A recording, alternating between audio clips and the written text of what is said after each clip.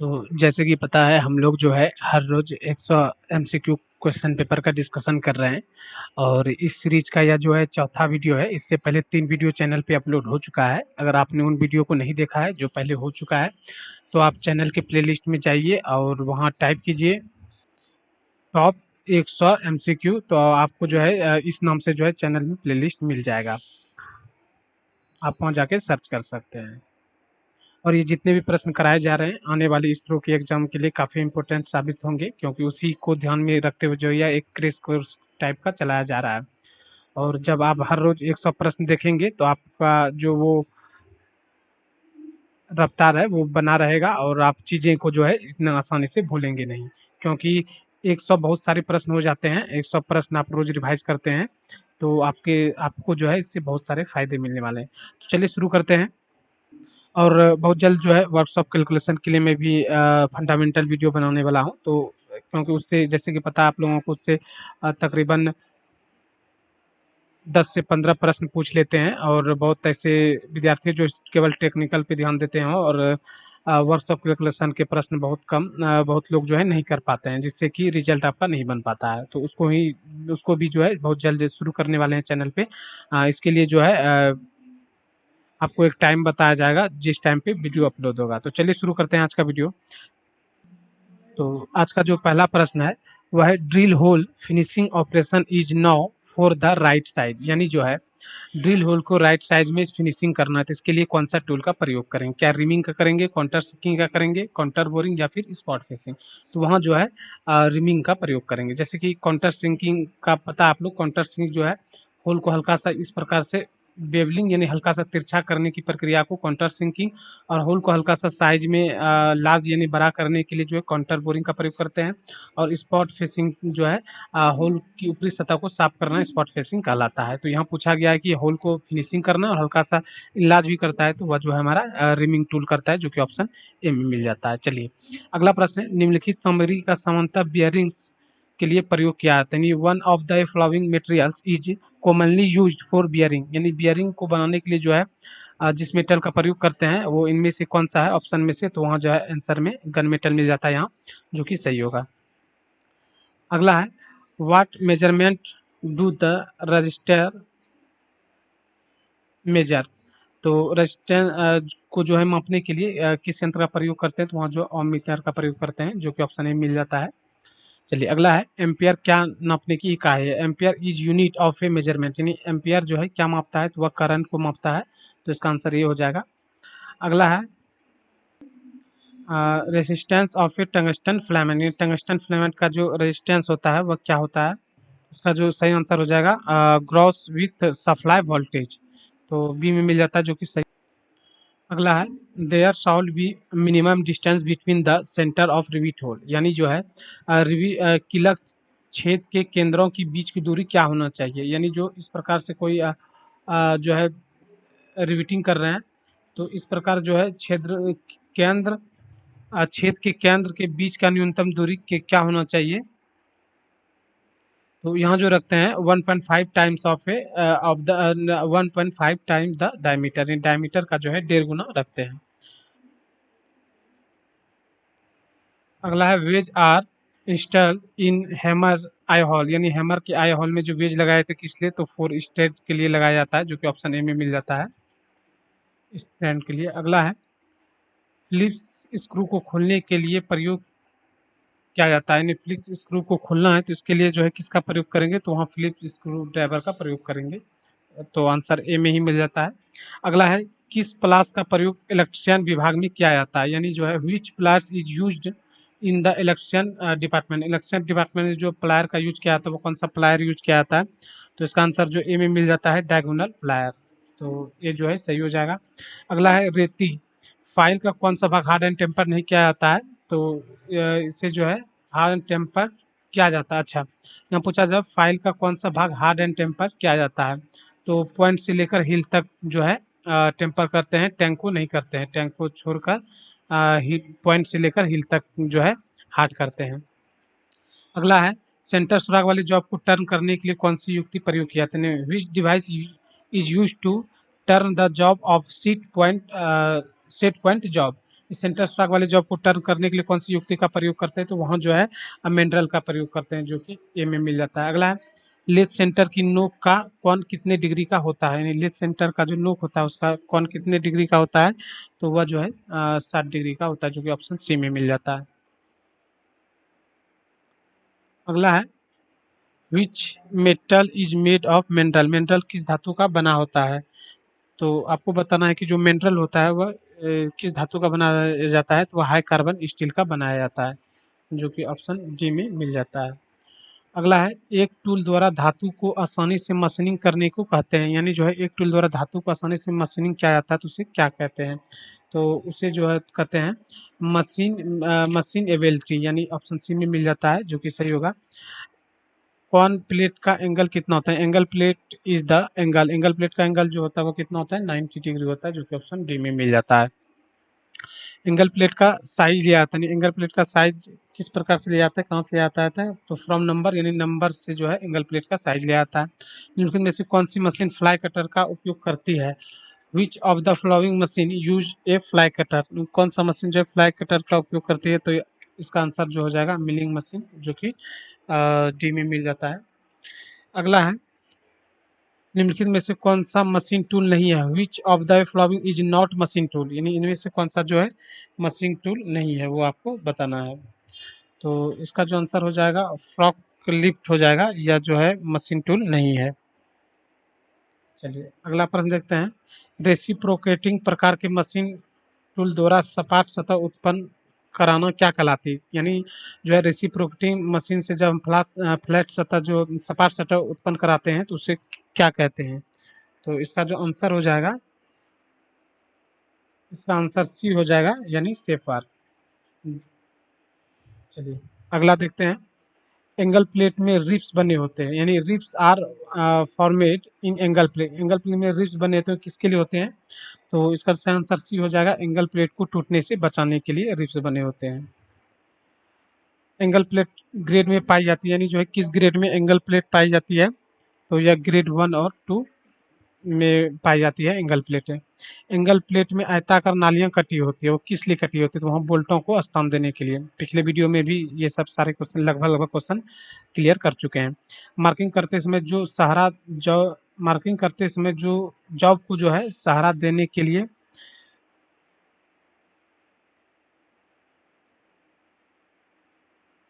अच्छा माफ कीजिएगा, यहाँ प्रश्न मैंने नहीं देखा। एंगल प्लेट का प्रयोग, यानी यूजिंग एंगल प्लेट का जो प्रयोग किया जाता है तो मार्किंग करते समय जॉब को सहारा देने के लिए, जो कि ऑप्शन सी मिल जाता है।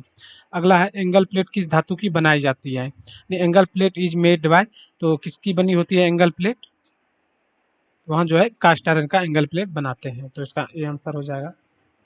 अगला है टूल रूम में प्रयोग एंगल प्लेट, यानी जो है angle plate use in tool room, tool room के लिए जो एंगल प्लेट का प्रयोग करते हैं वो कौन सा एंगल प्लेट है, यह जो है बताना है, तो इसका जो सही आंसर हो जाएगा वह हो जाएगा यही हो जाएगा ग्रेड 1, यानी ग्रेड 1 का जो है टूल रूम में प्रयोग करते हैं, और वर्कशॉप में जो करते हैं ग्रेड 2 का करते हैं, तो नीचे यहाँ प्रश्न भी मिल जाता है कि वर्कशॉप में प्रयोग एंगल प्लेट, तो ग्रेड 2 इसका आंसर हो जाएगा।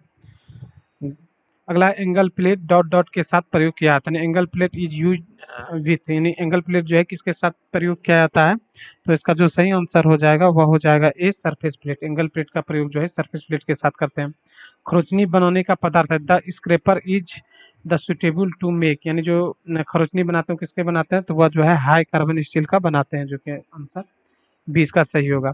बड़े वृत्त का चाप की मार्किंग के लिए प्रयोग किया जाता है, use for marking large circle arc, यानी लार्ज सर्किल आर्क खींचने के लिए किसका प्रयोग करते हैं, ट्रेमल का करते हैं, इसे कितना 1800 mm तक जो है आर्क खींच सकते हैं। अगला है सरफेस प्लेट बनी होती है, यानी सरफेस प्लेट जो है किसकी बनी होती है, मटेरियल बताना है, तो इसका जो आंसर हो जाएगा सघन तंतु धर्मल व ग्रेनाइट ग्लास, यानी सभी के जो है एंगल प्लेट बनाए जाते हैं। अगला है निम्न में से एंगल प्लेट का कौन सा प्रकार है, यानी जो है आपको एंगल प्लेट का प्रकार बताना है, solid type, adjustable angle plate, box type angle plate, तो सभी जो है एंगल प्लेट के टाइप्स हैं। अगला है एंगल प्लेट की दोनों साइड पर बने आर पर स्लॉट का निम्न में से क्या कार्य है, तो पहले भी कर चुके हैं, बोल्ट को स्थान देने के लिए। सरफेस गेज का दूसरा नाम क्या है, तो सरफेस गेज का जो दूसरा नाम है स्क्राइबिंग ब्लॉक है, तो स्क्राइबिंग ब्लॉक है जो कि ऑप्शन बी में मिल जाता है। अगला है स्क्राइबर के पॉइंट का कौन कितना होता है, यानी the square is the angle of the point, यानी स्क्राइबर होगा, यहाँ मिस प्रिंट है। तो स्क्राइबर का जो पॉइंट एंगल होता है वह कितना होता है, वह 12 से 15 डिग्री होता है, जो कि ऑप्शन ए में मिल जाता है।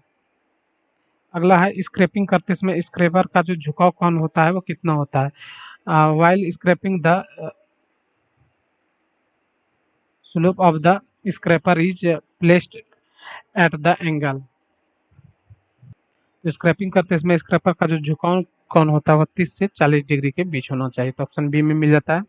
अगला इंजीनियर वाइज का साइज निम्न पर आधारित करता है, यानी जो इंजीनियर वाइज का साइज लिया जाता है वह कैसे लिया जाता है, तो विड्थ ऑफ द जॉ, यानी जबड़े की चौड़ाई से। अगला किसी वाशर को निश्चित रूप से व्यक्त किया जाता है, तो उसका जो है मानक व्यास से व्यक्त करते हैं, तो इसका ए आंसर सही हो जाएगा। सॉलिड पीतल को काटने के लिए किस प्रकार पिच हेक्साब्लेड का प्रयोग करते हैं, तो सॉलिड पीतल को काटना है, सॉलिड ब्रास को काटने के लिए जो है वहाँ हम लोग जो है 1.8 mm पिच वाले का प्रयोग करते हैं। फ्लैट फाइल के दोनों एजों पर होते हैं, यानी फ्लैट फाइल के दोनों एजों पे होते हैं, जो उसमें तीत कटे होते हैं वो किस प्रकार से कटे होते हैं, तो सिंगल कट तीत कटे होते हैं, जो कि ऑप्शन ए में मिल जाता है। अगला है पतले ट्यूब को काटने के लिए पतले ट्यूब को काटने में प्रयोग होने वाले हेक्साब्लेड का पिच क्या होता है, तो पतले ट्यूब थिन शीट को जब काटते हैं तो 0.8 mm वाला पिच का चुनाव करते हैं। अगला है स्क्रैपर द्वारा स्प्रिंग करते समय स्क्रैपर का किस कोण पर झुकाव होना चाहिए, तो 30 से 40 डिग्री के बीच होना चाहिए, सही होगा ए नंबर। अगला है हेक्साब्लेड पर तीत सेटिंग का मुख्य कारण क्या है, यानी हेक्साब्लेड में जो तीत का सेटिंग करते हैं तो किस लिए करते हैं, to reduce friction while cutting, यानी कटिंग के दौरान जो है फ्रिक्शन को कम करने के लिए जो है सेटिंग का प्रयोग करते हैं हेक्साब्लेड में। अगला है फाइल की लंबाई मापी जाती है, यानी फाइल की लंबाई जो मापी जाती है तो पॉइंट से लेकर हील तक मापते हैं। बॉल पेन हैमर की पिन का आकार होती है, यानी बॉल पेन हैमर का पिन का आकार होता है वह जो होता है स्फेरिकल होता है, जो कि ऑप्शन ए में मिल जाता है। अगला है बेंच वाइज की ऊंचाई कारीगर की डॉट डॉट ऊंचाई के बराबर होनी चाहिए, तो एल्बो के बराबर होना चाहिए। सेकंड कट फाइल होती है तो यह जो होती है ग्रेड के अनुसार अकॉर्डिंग टू ग्रेड। अगला है साधारणतः हेक्साब्लेड की लंबाई मापी जाती है, हेक्साब्लेड की जो लंबाई मापते हैं वो कैसे मापते हैं, तो इसका आंसर जो है ऑप्शन सी में मिल जाता है। दोनों पिन होल्स के सेंटर से सेंटर तक की दूरी, from the centre of the both the pin holes to the center, तो ऑप्शन सी जो है सही हो जाएगा। चलिए अगला है फिनिशिंग किए गए जॉबों को पुनः मशीन वाइज में फिट करते समय किस हैमर का प्रयोग करते हैं, यानी what hammer is used when fitting jobs are remachining fit, तो इसके लिए जो प्रयोग करते हैं वहाँ सॉफ्ट हैमर का करते हैं, जो कि ऑप्शन बी में मिल जाता है। अगला है कारखंड पर शीतलक द्रव का प्रयोग करने से, यानी कारखंड पर शीतलक द्रव का जब प्रयोग करते हैं तो उससे क्या होता है, तो वहाँ जो है उच्च कर्तन गति प्राप्त की जा सकती है जब हम शीतलक द्रव का प्रयोग करते हैं। अगला हैमर का साइज लिया जाता है, यानी जो हैमर साइज इज टेकन, यानी हैमर का साइज कैसे लिया जाता है, तो हैमर का साइज जो लेते हैं वह from the size of the weight and the pin, यानी पिन और भार के आकार से जो है उसका साइज लिया जाता है। अगला है क्लियरेंस एंगल का उद्देश्य क्या होता है, यानी क्लियरेंस एंगल का जो मेन पर्पस होता है वह क्या होता है, कि कारखंड से घिसता हुआ औजार को जो है रक्षा करना, ये क्लियरेंस एंगल का काम होता है। अगला है फिटिंग शॉप में प्रयोग होने वाले लकड़ी के बने हैमर को क्या कहते हैं, तो उससे जो है मेलेट कहते हैं। अगला देखते हैं रिंग स्पिनर में कितने नोचिस होते हैं, तो उसमें जो है 12 नोचिस होते हैं, जो कि ऑप्शन सी में मिल जाता है। अगला है हुक स्पिनर का प्रयोग निम्न में से किस नट को खोलने या टाइट करने के लिए किया जाता है, यानी जो है हुक स्पिनर का प्रयोग जो करते हैं किस नट को खोलने या टाइट करने के लिए प्रयोग किया जाता है, तो वहाँ जो है सिलेंड्रिकल नट्स को खोलने या टाइट करने के लिए हुक स्पिनर का प्रयोग करते हैं। अगला है 60 डिग्री डॉट पंच का प्रयोग निम्न में से होता है, यानी 60 डिग्री का जो डॉट पंच का प्रयोग होता है तो उसे जो है विटनेस मार्किंग के लिए करते हैं, यानी चिन्हों को जो स्पष्ट करने के लिए या फिर विटनेस मार्किंग के लिए करते हैं। अगला है प्लायर को निम्न में से किस प्रकार विनिर्दिष्ट किया जाता है, यानी प्लायर को जो विनिर्दिष्ट किया जाता है किस प्रकार से किया जाता है, तो इसका जो सही आंसर होगा फ्रॉम टोटल लेंथ, यानी जो है पूरी लंबाई से इसे निर्दिष्ट करते हैं। अगला है फिटिंग शॉप में प्रयोग होने वाले लकड़ी के बने हैमर को कहते हैं मिलेट, तो ये हो चुका है। अगला यहाँ है ट्रेपोजॉइडल थ्रेड का एंगल कितना होता है, तो 29 डिग्री होता है, जो कि ऑप्शन ए में ही मिल जाता है। अगला है प्लायर किस धातु के बने होते हैं, तो प्लायर जो है कास्ट आयरन के बनाए जाते हैं। चलिए अगला प्रश्न है डायगोनल प्लायर का प्रयोग निम्न में से किस कार्य के लिए किया जाता है, यानी डायगोनल प्लायर का जो प्रयोग करते हैं वो जो है किस लिए करते हैं, तो इसका सही जो आंसर हो जाएगा एक हो जाएगा बिजली की तार को काटने के लिए डायगोनल प्लायर का प्रयोग करते हैं। अगला है किसी भी उत्पादन की क्वालिटी का अर्थ क्या है, तो किसी भी उत्पादन की क्वालिटी का अर्थ का मतलब ये होता है उपयोगिता, जो कि ऑप्शन सी में मिल जाता है, यानी जो है उपयोग में सक्षम है। इस्पात में कार्बन की मात्रा को बढ़ोतरी से निम्न परिणाम मिलते हैं, जब इस्पात में कार्बन की मात्रा बढ़ा देते हैं तो वहाँ क्या होता है कि हार्डनेस इंक्रीज हो जाता है, जो कि ऑप्शन बी जो है इसका सही आंसर हो जाएगा। अगला प्रश्न है छेनी का कर्तन कौर होना चाहिए, यानी छेनी का जो कर्तन कौर होता है वो क्या होना चाहिए, तो हार्ड एंड टेम्पर्ड होना चाहिए। चाबी मार्क को काटने के लिए किस फाइल का प्रयोग करते हैं, तो वहाँ जो है क्रॉस कट चीजल या फिर कैप चीजल का प्रयोग करते हैं, जो कि ऑप्शन बी में मिल जाता है, सही होगा। अगला है निम्नलिखित में से कौन सा क्विंचिंग माध्यम अधिक तेजी से जो है ठंडा करता है, तो वो ब्राउन सॉल्यूशन हो जाएगा। अगला है कार्बन की मात्रा सबसे अधिक होती है, यानी कार्बन का मात्रा सबसे अधिक किसमें होता है, कास्ट आयरन में, और सबसे कम होता है वह जो होता है वहाँ आपका सही आंसर जो हो जाएगा रॉट आयरन। सबसे अधिक कास्ट आयरन में और सबसे कम जो है रॉट आयरन में। हाई कार्बन स्टील 18:4:1 में एक क्या का अभिप्राय नहीं, एक क्या दर्शाता है, एक हो जाएगा जो होगा बेनिडियम हो जाएगा। 18% टंगस्टन होता है, 4% क्रोमियम होता है और 1% जो है बेनिडियम होता है, तो एक के लिए पूछा गया तो बेनिडियम हो जाएगा। अगला है क्रैन हुक्स की धातु होती है, यानी क्रैन हुक्स की जो धातु यानी क्रैन हुक्स का जो मटेरियल होता है वो किससे बने होते हैं, तो वो रॉट आयरन के बने होते हैं। अगला है स्क्रू जैक में थ्रेड कटी होती है, तो वहाँ जो है स्क्वायर थ्रेड कटी होती है। ट्रिपल स्टार थ्रेड में लीड एंड पिच जो होता है तो वह जो है तिगुना होता है, लीड बराबर जो है 3p होता है। अगला है चूड़ी थ्रेड की तिरछी साइड को क्या कहते हैं, तो उसे फ्लैंक कहते हैं। निम्नलिखित में से कौन सा मशीनी गुण है, यानी आपको बताना इनमें से कौन सा जो है मशीनी गुण है, तो इसका जो सही आंसर हो जाएगा वह टफनेस या जो है मशीनी गुण है। अगला है 72 नंबर का टीपीआई पिच को जांचने में प्रयोग एक्सपेरिमेंट टू चेक टीपीआई और पिच, यानी टीपीआई को जांचने के लिए जो प्रयोग करते हैं वहाँ जो है स्क्रू पिच गेज का प्रयोग करते हैं, तो ऑप्शन ए में ही मिल जाता है स्क्रू पिच गेज, जो कि सही होगा। अगला है मल्टीपल थ्रेड वाला जॉब एक चक्कर में जितना आगे जाता है उसे क्या कहते हैं, तो उसे जो है लीड कहते हैं, जो कि ऑप्शन ए में मिल जाता है। अगला है वुडरफ की का आकार होता है, यानी वुडरफ की का जो आकार होता है वह कैसा होता है, वह हाफ राउंड होता है, यानी कुछ इस प्रकार से हाफ राउंड होता है, तो इसका जो हो जाएगा डी हो जाएगा। भारी मशीन को उठाने के लिए प्रयोग बोल्ट, यानी जो है भारी मशीन को उठाना किस बोल्ट का प्रयोग करेंगे, वहाँ आई बोल्ट का प्रयोग करेंगे। मशीन को स्थिर रखने के लिए बोल्ट, वहाँ कौन सा बोल्ट का प्रयोग करेंगे, तो इसके लिए जो है फाउंडेशन बोल्ट का प्रयोग करेंगे। सूक्ष्ममापी यंत्रों में प्रयोग नट होता है, जो सूक्ष्ममापी यंत्रों में नट का प्रयोग किया जाता है वो कौन सा किया जाता है, तो वहाँ जो है रिंग नट, तो इसका जो सही आंसर हो जाएगा बी हो जाएगा।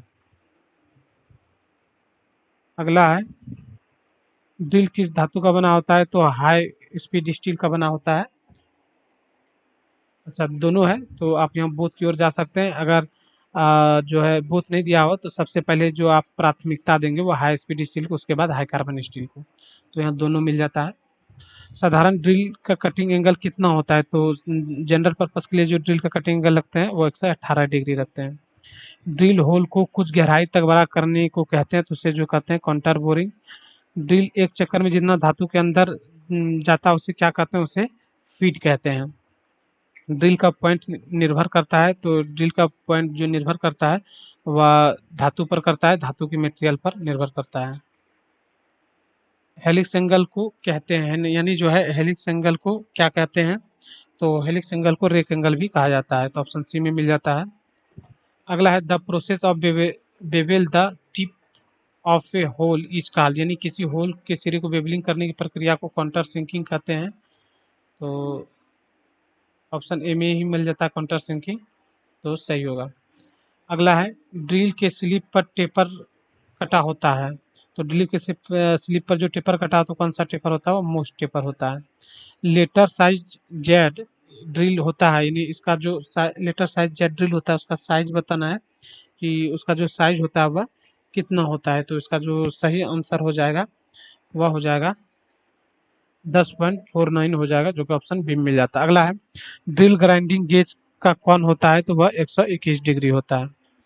अगला है उच्च परिष्करण के लिए अंतिम फाइलिंग के लिए, यानी for final filing for high finishing, high finishing के लिए जो है कौन सा फाइल का चुनाव करेंगे, तो वहाँ जो है वेरी स्मूथ फाइल का चुनाव करेंगे, यानी अति चिकनी रेती। अगला है शीघ्रता से अधिक मात्रा में धातु हटाने के लिए कौन सा फाइल का प्रयोग करेंगे, तो वहाँ जो है बास्टेट फाइल यानी खुरदरा रेती का प्रयोग करेंगे। शीघ्रता से अगर मेटल को हटाना है तो बास्टेट फाइल का प्रयोग करेंगे।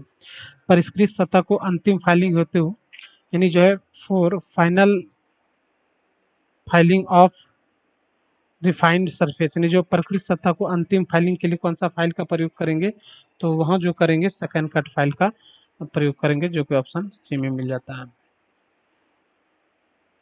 अगला है चपटी रेती का भाग समांतर होता है। तो इसका जो भाग समांतर होता है वह 2/3 भाग 2/3 भाग समांतर और 1/4 भाग जो है टेपर होता है। चलिए, सिंगल कट रेती का प्रयोग होता है, यानी सिंगल कट रेती का प्रयोग किस लिए करते हैं, तो सॉफ्ट मेटल को रेतने के लिए करते हैं। अगला फाइल की हार्डनेस कितना होता है, तो फाइल की हार्डनेस जो है 60 से 64 HRC होता है, जो कि ऑप्शन सी में मिल जाता है। फेरुल क्या है, तो फेरुल जो है एक प्रकार का, अच्छा फेरुल किसका भाग है, तो फेरुल जो है फाइल का भाग है। अगला है वुड ऑन यूज फाइल, यानी वुड पे जो फाइल यूज करते हैं वो कौन सा यूज करते हैं, तो वहाँ रास्प कट फाइल का यूज करते हैं। पतले सुराख में प्रयोग रेती, यानी पतले सुराखों के लिए प्रयोग रेती कौन सा रेती का प्रयोग करते हैं, तो वहाँ जो करते हैं रेड टेल फाइल, यानी जो है रेड टेल फाइल का प्रयोग करते हैं। अगला है त्रिकोणीय रेती का कौन बना होता है, तो उसका जो बारीक किनारा होता है 60 डिग्री का होता है, तो उसका 60 डिग्री जो है सही हो जाएगा। तो अगला प्रश्न है सबसे अधिक कठोर एब्रेसिव होता है, यानी जो है जो सबसे अधिक कठोर एब्रेसिव होता है वो कौन सा होता है, तो इसका जो सही आंसर हो जाएगा डायमंड हो जाएगा। यानी हीरा जो होता है हमारा सबसे अधिक कठोर एब्रेसिव होता है। अगला है 10 से 24 नंबर ग्रेन साइज को प्रदर्शित करता है, यानी 10 से 24 नंबर जो ग्रेन साइज प्रदर्शित करता है वह किसको करता है, तो यह जो है कोर्स को प्रदर्शित करता है। अगला और लास्ट प्रश्न है ग्राइंडिंग व्हील की दरारों को पता करने के लिए जो है प्रयोग करते हैं, वो कौन सा करते हैं, यानी experiment to know the cracks of the drilling wheel while. तो ग्राइंडिंग व्हील की दरारों को पता करने लगाने के लिए जो प्रयोग करते हैं वहाँ एक्सरे टेस्ट का प्रयोग करते हैं, तो ये जो है सही हो जाएगा। तो आज का जो है प्रश्न यही समाप्त होते हैं और कल से फिर इससे आगे क्वेश्चन का डिस्कशन करेंगे।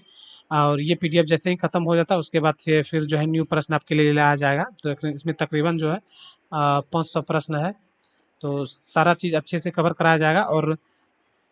और ज़्यादा डिस्कशन नहीं दे पा रहे हैं इसलिए कि ताकि वीडियो जो है काफ़ी बहुत लंबा हो जा रहा है, तो इसलिए ज़्यादा डिस्कशन नहीं दे पा रहे हैं। और जो जो जहाँ लगता है मुझे कि यहाँ अच्छे से समझाना चाहिए और वो प्रश्न को मैं अच्छे से समझाता हूँ, और जो नॉर्मली होता है उसे लोग अच्छे से आप लोग भी समझ सकते हैं। तो चलिए इस वीडियो में इतना ही, तब तक के लिए नमस्कार।